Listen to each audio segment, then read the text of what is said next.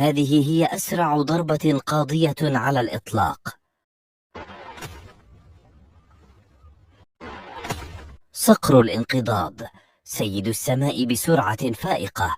يشتهر هذا الصقر بقدرته الاستثنائية على الانقضاض خلال الطيران بسرعات تصل إلى 380 كيلومتر في الساعة، مما يجعله ليس فقط أسرع حيوان في العالم، بل الأسرع بلا منازع. يعتبر قويا وسريعا، حيث يستخدم استراتيجية الصعود عاليا في السماء ثم الانقضاض بسرعة هائلة للفريسة. مخالبه المشدودة تسمح له بالاصطياد في الجو، حيث يستخدمها كأداة فتاكة للهجوم.